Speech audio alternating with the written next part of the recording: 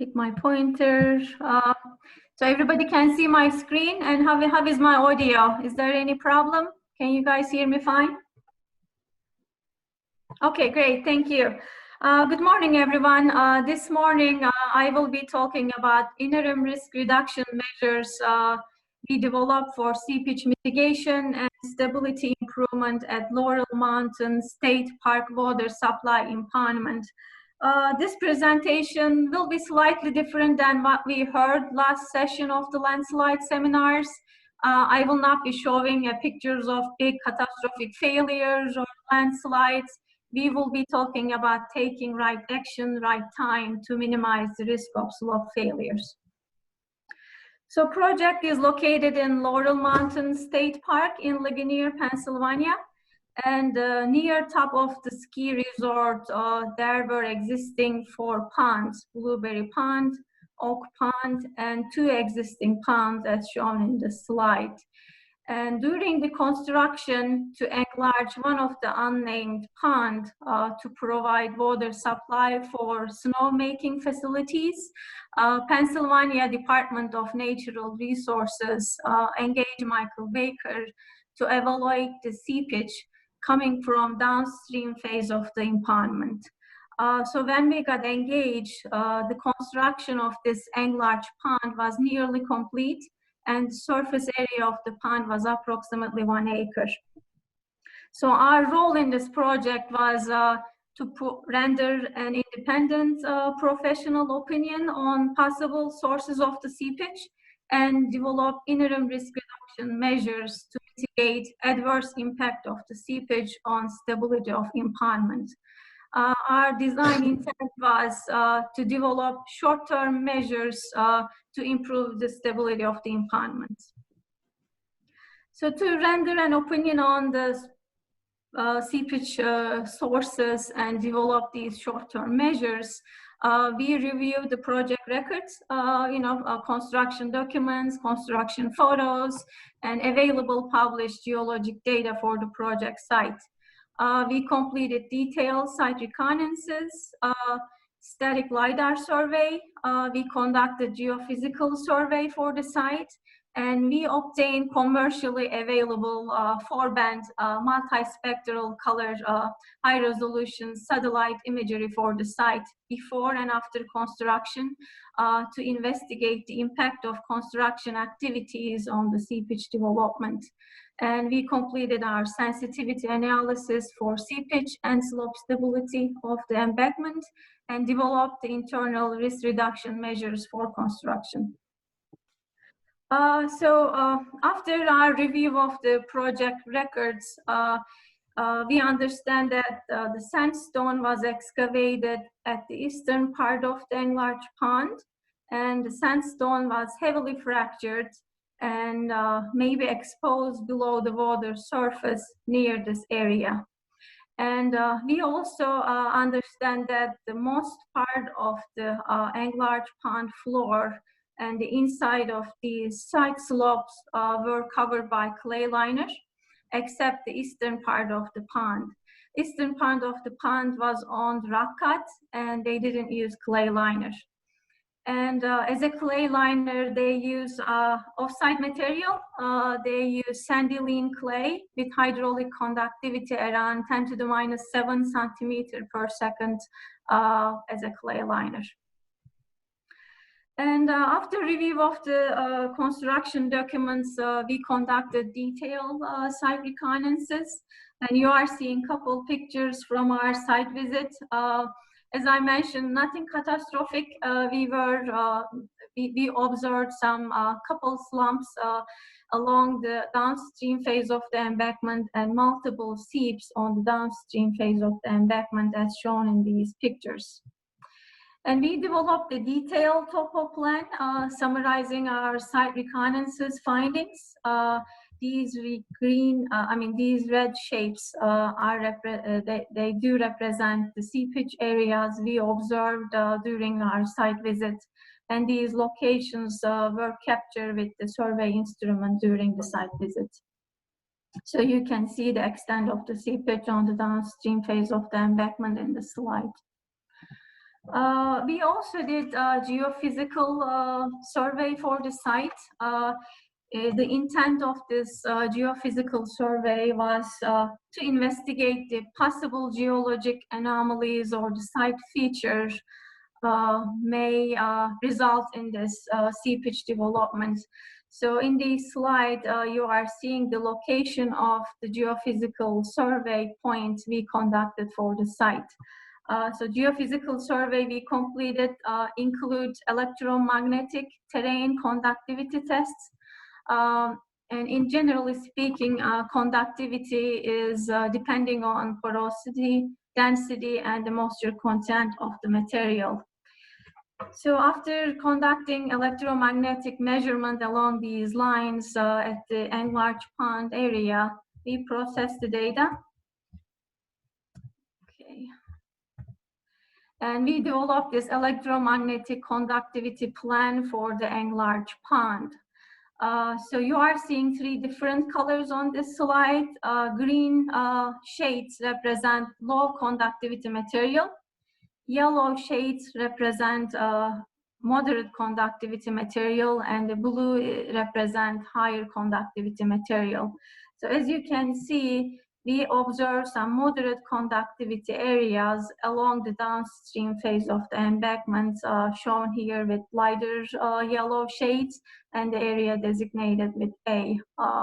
So these findings correlated well with our site observation and the mapped seepage areas we captured during our site visit.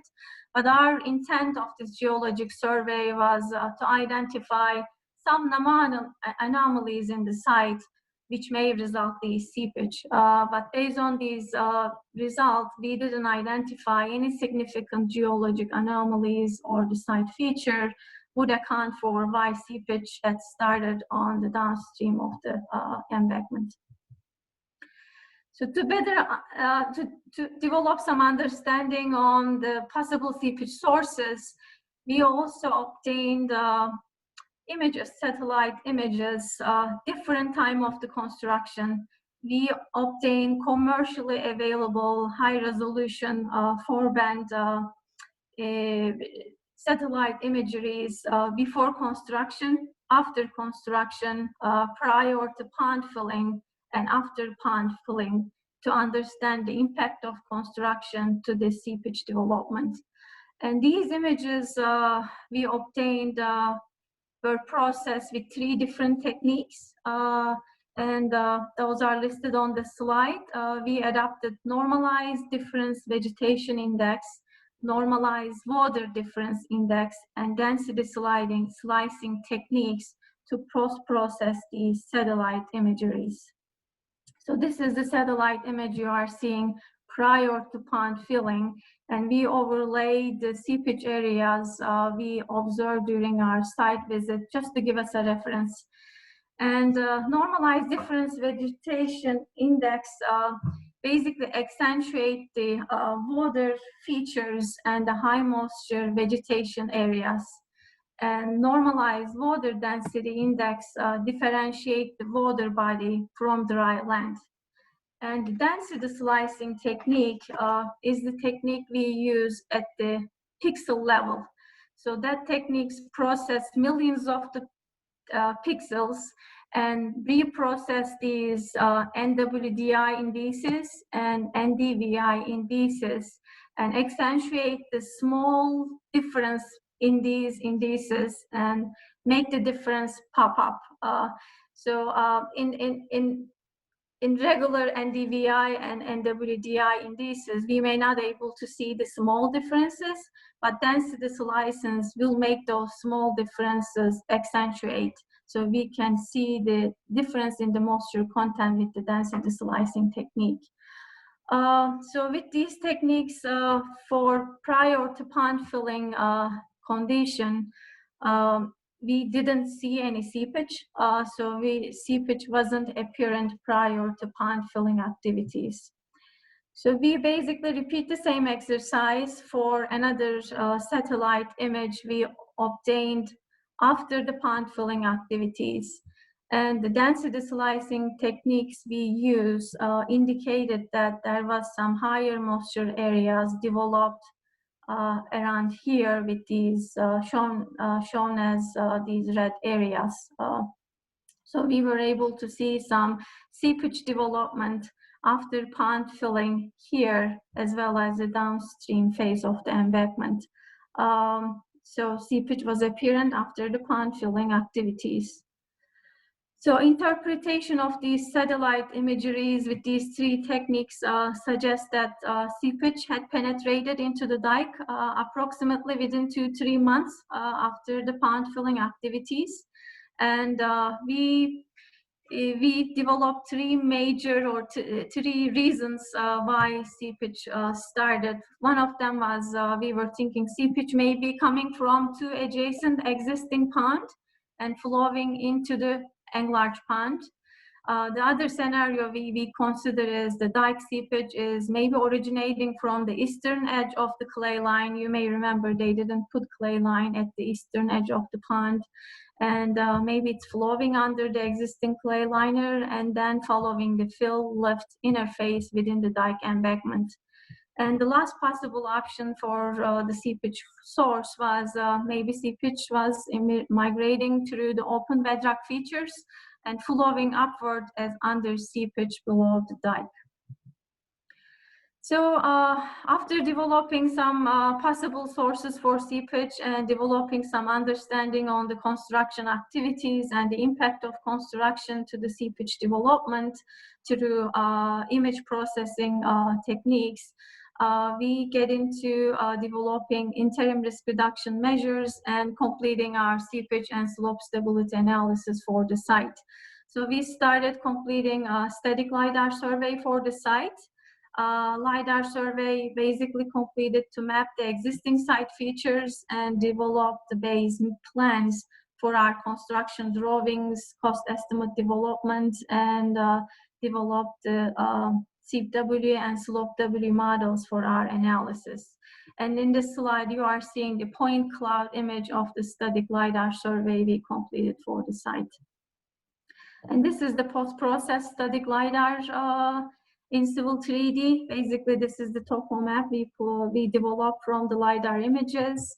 And we also developed our cross sections for our seepage and slope stability analysis using the LiDAR survey. And you are seeing the cross sections in the slide. And regarding to subsurface conditions, we didn't complete a new geotechnical investigation for this site.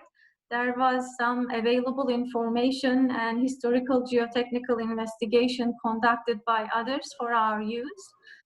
So we reviewed existing boring logs, laboratory data, available geologic data, and our experience in the Western Pennsylvania. And we developed good understanding on the subsurface conditions and developed generalized cross sections for our analysis.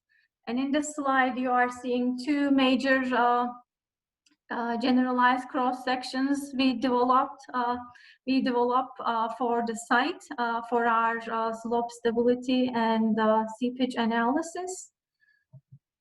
And at the beginning of the project, we had conversation with our clients, and for short-term goals, we decided to target 20% increase in factor of safety against slope failures. Just for the students, we have factor of safety as obtained dividing the forces resisting the movement by forces generating the movement.